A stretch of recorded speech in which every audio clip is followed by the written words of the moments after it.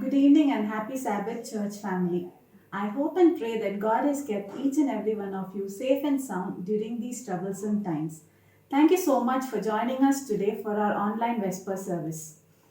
Habakkuk chapter 3 and verses 17 to 19 says, "Though the fig tree may not blossom, nor fruits be on the vines, though the labor of the olive may fail, and the fields yield no food, though the flock may be cut off from the fold, and there be no herd in the stalls, yet I will rejoice in the Lord. I will joy in the God of my salvation. The Lord God is my strength. He will make my feet like deer's feet, and he will make me walk on high hills." Just like the portion of the scripture read, though our future may look bleak at the moment, let us not forget to rejoice in the Lord and draw our strength from him. Our speaker for this day is Brother Paulvin, who is a very good student of the Bible. He is a nursing professional and is interested in serving God by preaching his word. Let us bow down our heads and pray before hearing the word of God. Our merciful, loving and living Father in heaven, we thank you for the blessed day thou hast given us. Thank you for adding yet another day in our lives. Thank you for helping us to join together for this Vesper service. Thank you for each and every moment in our lives that you have been safeguarding us from all harm and dangers. We pray for all the sick and suffering people in this world, Lord. Be with them and guide them. Stretch out your healing hands and heal them. We also pray for the healthcare professionals who are serving the community, Lord. At this moment, we pray for the speaker of the hour. We place him in your hands as he breaks the blood of life. Help us to have a blessed Sabbath day. These few blessings I ask in your most holy name. Amen.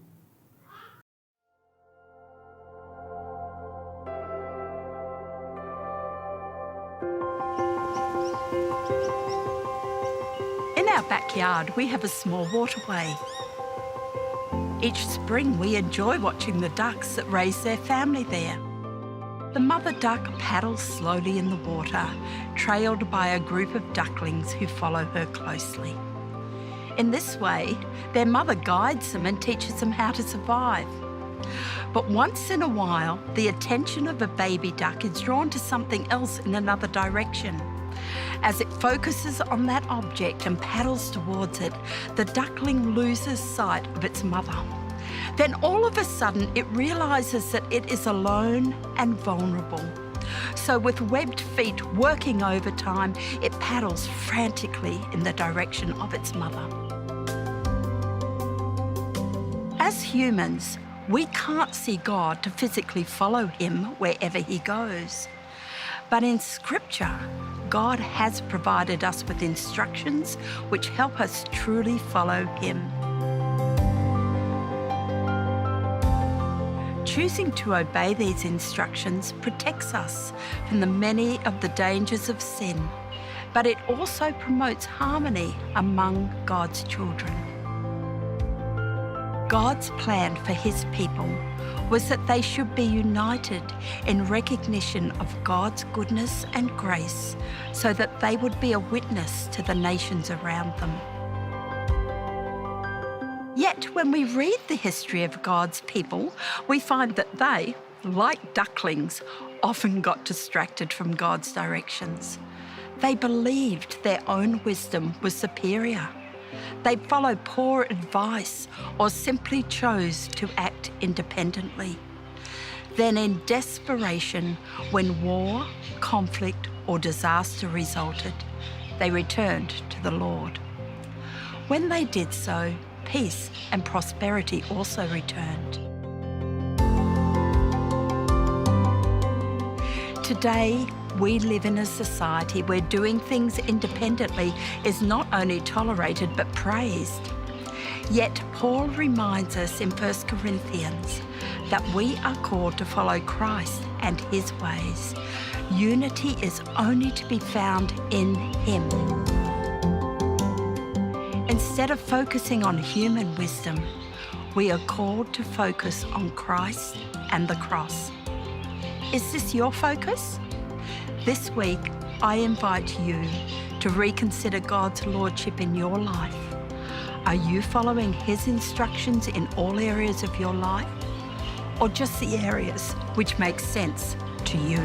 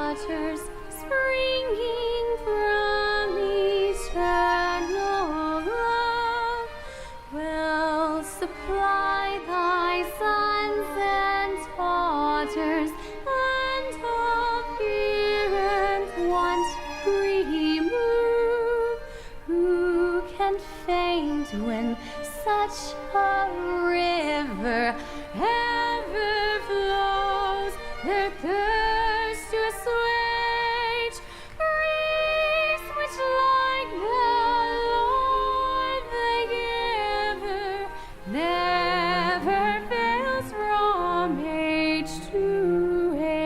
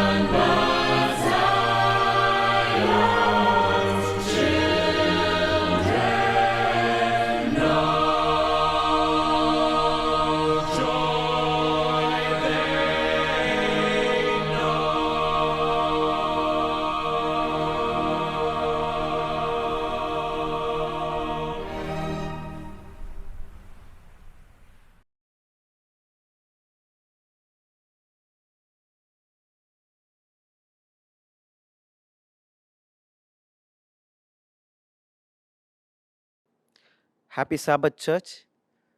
I'm so happy to share the word of God with you today. I believe it is because of God's grace we are all alive, and it's because of God's grace that we could come and study the word of God.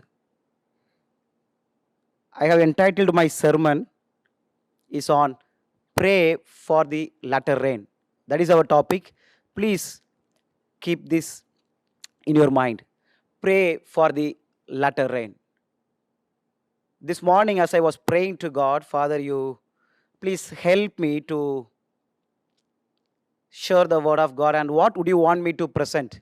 And the Lord clearly revealed me through the scripture that you please specifically talk about the praying for the latter rain. And so this Sabbath, the Lord has prepared me to present the truth on this particular topic, pray for the latter rain. As we face this crisis, as we face the pandemic, coronavirus, many of us, we focus more on the coronavirus. More than that, many times we think that because of this pandemic, the National Sunday Law is so near, and then immediately we will face the latter rain. So people would come to the conclusion that because of the National Sunday Law, we will have latter rain. And then they move forward and they say that as a result of this pandemic, we will face a severe economic crisis. And so because of the economic crisis, we will face the National Sunday Law, and then the latter rain will come. And some would say that latter rain will come as a result of this economic crisis, which will lead to National Sunday Law. And also they say that climatic change, because of the climatic change, it would lead to the National Sunday Law and then the latter rain. So people, they think that latter rain comes as a result of this National Sunday Law, and that comes as a result of this economic crisis as well as climatic change. But let us go to the Bible and study when the Lord will pour out the latter rain. Many of us, we focus more on the National Sunday Law than the latter rain. But as we study the scripture, the Lord wants us to prepare for the latter rain. Since we have short time, I would like to emphasize only one important point to prepare for the latter rain. Let us pray before we understand a little more clear. Loving Father, thank you so much for this Sabbath. As we study the Word of God, Father, give us your Spirit. May the Spirit of God help us to understand this truth clearly. Shake our hearts, Father. Give us the receptive hearts to understand this truth. May the Holy Spirit, our teacher, reveal this truth clearly to our mind from thine word. Be with thine children as they listen this message. We pray in Jesus' name. Amen. Let us go to the Bible. It is in the book of Joel chapter 2 verse 23. Do we have the picture about the early rain, latter rain in the Bible? Joel chapter 2 verse 23. Be glad then, ye children of Zion, and rejoice in the Lord your God. For he has given you the former rain moderately, and he will cause to come down for you the rain, the former rain and the latter rain in the first month. So we have this picture about early rain and latter rain. God has compared this early rain to the latter rain for the outpouring of the Holy Spirit. How do we say this? Let us go a little more further. Let us read verse 28. And it shall come to pass afterward that I will pour out my Spirit upon all flesh, and your sons and your daughters shall prophesy. Your old men shall dream dreams, and your young men shall see visions. So this Bible verse has a close connection with that 23rd verse, early rain and the former rain. So the Lord has compared this early rain and former rain to the outpouring of the Holy Spirit. In other words, if you go to the Bible, if you read Isaiah chapter 44 verse 3, rain represents the Holy Spirit. So the Bible very clearly says the Lord will pour out the early rain and latter rain, which means the Lord will pour out his Spirit. So it is talking about the outpouring of the Spirit. Now, when is the time of the latter rain? When is the time of the early rain? Let us see from the scripture itself. As we read this prophecy, by the way, it's a prophecy, and we also would understand it's a double application prophecy. It's not a single application prophecy. How do we say it's a double application prophecy? For example, this early rain, when it is fulfilled, let us read in the book of Acts chapter 2. Book of Acts chapter 2. Acts chapter 2, verse 16 and 17. But this is that which was spoken by the prophet Joel. And it shall come to pass in the last days, saith the Lord, I will pour out my Spirit upon all flesh, and your sons and your daughters shall prophesy. In other words, this is talking about the outpouring of the Holy Spirit. If you read Acts chapter 2, talking about the day of Pentecost, and the outpouring of the Holy Spirit took place. And Ellen White refers this incident as the early rain. So, the early rain is fulfilled here in Acts chapter 2. What about the latter rain? Book of Joel chapter 2 gives us a clue. Joel chapter 2 verse 31. The sun shall be turned into darkness and the moon into blood before the great and terrible day of the Lord come. So something will happen during the time of the latter rain. What will happen? The sun shall be turned into darkness. When this incident will take place? If you go to Matthew chapter 24. If you go to Matthew chapter 24 verse 29. By the way, we all know that Matthew chapter 24 talks about the signs that would takes place before the second coming of Jesus. If you read the 29th verse, talks about the same thing that is written in Joel chapter 2 verse 31. The sun be darkened and the moon shall not give her light. In other words, this particular incident, Joel chapter 2 verse 31, will take place before the end. So the latter rain will take place before the end of Jesus coming, before the destruction of the end.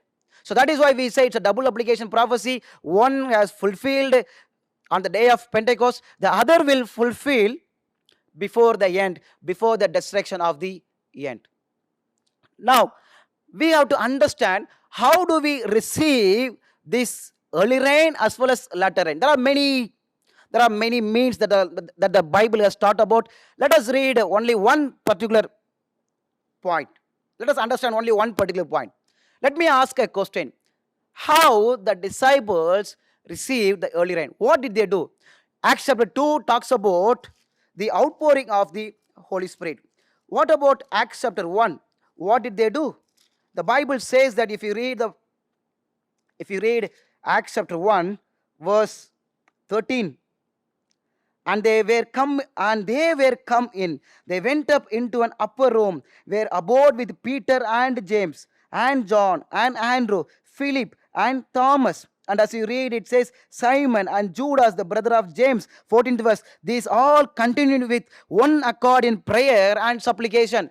In other words, Acts chapter 2 talks about the outpouring of the Holy Spirit, which refers to the early rain. Acts chapter 1 talks about the prayer and supplication. So, the outpouring of the Holy Spirit that took place on the day of Pentecost, which is the early rain, came. How it came? Because of the prayer that we see in Acts chapter 1. It is because disciples prayed. It's because the people who gathered in the upper room prayed. As they prayed earnestly, as they agonized with God, as they spent time with God together, as a result of that, Acts chapter 2, the early rain was poured out. So the Bible is very clear. The early rain was poured out because of the prayer, agonizing, earnest prayer. And they claim the promise of the Holy Spirit. As a result of that, they experience the early rain. What about us? We live in the time of the end. We live before the destruction of the world. And we know that we are in the time of the latter rain. I like to read a quote from Ellen White. She talks about in Testimonies to Ministers, page number 512, paragraph 1. Ellen White says that it is the time of the latter rain. And many believe that latter rain will take place only at the time of the Sunday law, after the time of Sunday law. But Ellen White here very clearly, she says that during her time there was no enforcement of the Sunday law. But yet Ellen White says that it is the time of the latter rain. Testimonies to Ministers, page number 512, paragraph 1. So it is the time of the latter rain. We live in the time of the latter rain. What the Lord wants us to do now in the time of the latter rain? Let us read a text that is found in Zechariah chapter 10 verse 1. Zechariah chapter 10 verse 1. Ask ye of the Lord rain in the time of the latter rain. So the Bible very clearly says that we should ask the latter rain before the end of this world. So it's because of the prayer that we can receive the latter rain. It's not just because of the National Sunday Law. It is not just because of the economic crisis. It is not just because of the climatic change the latter rain will take place. Bible very clearly says it's because of the prayer of the saints as they prayed to God, as they ask God, as they agonize with God, as they earnestly spend time with God. As a result of that, the latter rain will take place. But unfortunately, the Satan has diverted our mind completely, my friends, today. As we face this terrible pandemic, as we face this terrible coronavirus, we think that this coronavirus will lead to climatic change and it will lead to economic crisis, and then we will have the enforcement of the Sunday law, and then the Lord will pour out the latter rain, and we'll be waiting for it. But Spirit of Prophecy very clearly says, we live in the time of the latter rain. And so Zechariah chapter 10 verse 1 says, ask in the time of the latter rain. As we live in the time of latter rain, we should ask to God, Father, you please pour out your latter rain. So latter rain comes because of the prayer. Latter rain comes because of the earnest prayer. Latter rain comes because of the agonizing prayer of the saints.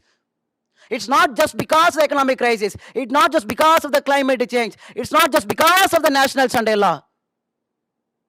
Are we waiting for the National Sunday Law to take place and then the latter rain will be poured out? My friends, time to pray now for the latter rain. Mr. White says, Testimonies to Ministers. Testimonies to Ministers, page number 508, paragraph 2. Testimonies to Ministers, page number 508, paragraph 2. Let us with contrite hearts, she says, let us with contrite hearts pray most earnestly that now in the time of the latter rain, she says, in the time of the latter rain, now in the time of the latter rain, pray earnestly. So she says that pray, as a result of that we would get the latter rain, the outpouring of the Holy Spirit. So she wants us to pray, even the Bible wants us to pray, the Word of God wants us to pray. More than that, the God wants us to pray for the latter rain. But have we started to pray for the early rain? Because as we read the Bible, since we have no time, I request you all to please do a study on early rain and latter rain. Without experiencing early rain, we cannot receive the latter rain. She has asked us, in the Word of God, asked us to pray for the latter rain. But have we started to pray for the early rain? Because the latter rain cannot give us victory. Only the early rain can give us victory. If we are not ready, if we are not overcome every sin with the help of the early rain, we cannot be ready for the latter rain. But unfortunately, many Seventh-day Adventists, they are waiting. They are neglecting the preparation that they are supposed to do right now. And they are waiting when the latter rain will be poured out and I can be ready. Let me read a quote from Testimonies to Ministers, page number 507, paragraph 1. Many have in a great measure failed to receive the former rain. And she says, they expect that the lack will be supplied by the latter rain. And she says continuously, they are making a terrible mistake. They are making a terrible mistake. Early writings, page number 71, paragraph 2. I saw that many were neglecting the preparation so needful, and they were looking to the time of refreshing and the latter rain. And she says they had neglected the needful preparation. Therefore, they could not receive the refreshing. In other words, the latter rain.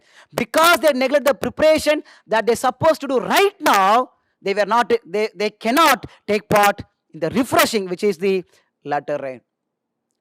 And so, my dear church members, we have to get ready right now. And Sister White, she told that in the year 1897, she said, pray for the latter rain. 1897. It's almost some 120 years past. But still we have not yet started to pray for the early rain. Is it not sad, my friends? But today the Lord has called us. Get up, wake up. You are already in the time of the latter rain. Start praying for the early rain immediately. And so you can get ready and prepare for the latter rain. My friends, remember, please remember, National Sunday Law will not bring the latter rain. Of course, it is true. Latter rain will fall even after the National Sunday Law.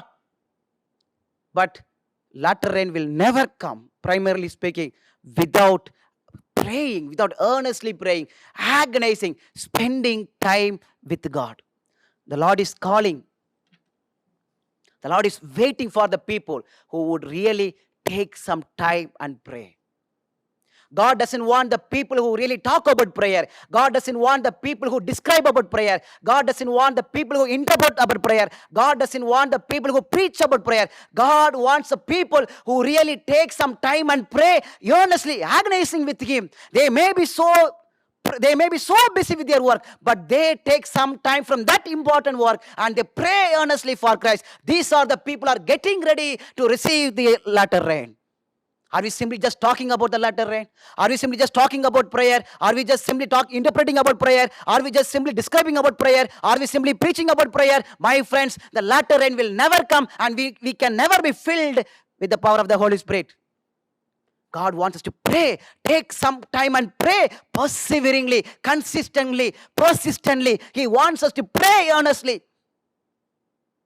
We talk more, but God says, if you read the Spirit of Prophecy, Ellen White says very clearly, pray more, talk less. We give counsels after counsels, but we don't pray more. That's the problem with us today. The Lord is waiting. Who will ready to pray now? Who is going to stand for me now to pray? The Lord is ready to send His Spirit now. But are we ready to kneel and pray? We cannot pray, my friends. If you read Romans chapter 8:26, it is the Holy Spirit who can help us to pray. So let us pray to God. Father, fill me with your Spirit. so that I can pray. Many a times we create some sort of power in ourselves to pray. But let me say from the word of God, my friends, read Romans 8, 26, 27, 28. Bible says, without the Holy Spirit, we cannot pray. So let us be filled with the Holy Spirit and then start to pray for the latter rain. And then we can experience the power of God in our life. John 15:5 says, without me, you can do nothing. In other words, without Jesus, we cannot pray genuinely. We can pray, but counterfeit prayer. We can only pray falsely without Jesus. But if we have Jesus, we can pray genuinely. The Lord is calling. The Lord is calling small companies, small group, small church, small families who would raise up and they pray for the latter rain. My friends, we are focused more on the National Sunday Law. National Sunday Law cannot prepare us. We have to prepare right now by the power of the Holy Spirit, only through prayer. And so let us spend time with God every day, asking Him to fill us every day. And we will be get ready for the latter rain. May God bless us. Let us pray. Loving Father, thank you so much for teaching us wonderful truth. Father, many times we are deceived that we will receive the latter rain just because of the climatic change and economic crisis and National Sunday Law. But we understood from the scripture clearly, Father, it is because of the prayer that we would receive the latter rain. Father, we don't have the heart to pray, Lord, but we have the heart to talk more, but we don't have the heart to pray more. We plead thee, Father, may the Holy Spirit help us to pray. Just like the early disciples, as they prayed, they received the early rain. Help us to pray so that we may receive the latter rain. Open our hearts, Father. Help us to rend our hearts and submit our hearts to you. Father, we are sinful, Father. We are not yet ready. We plead you, Lord, you please prepare us, Father, prepare us. And we know, Lord, only as we recognize the love of Jesus, we can prepare. May the Holy Spirit draw us to look at the cross. And may the Lord help us, Father, to spend time more in prayer. We are much engaged in talking, Father, but teach us, Father, to spend much time in prayer. We know, Lord, that you love us so much. Your love is abundant. Your love is great. Help us recognize that love more and more. Thank you, Lord, for hearing and answering our prayers. Thank you, Lord, for delivering this truth clearly. We pray in Jesus' name. Amen.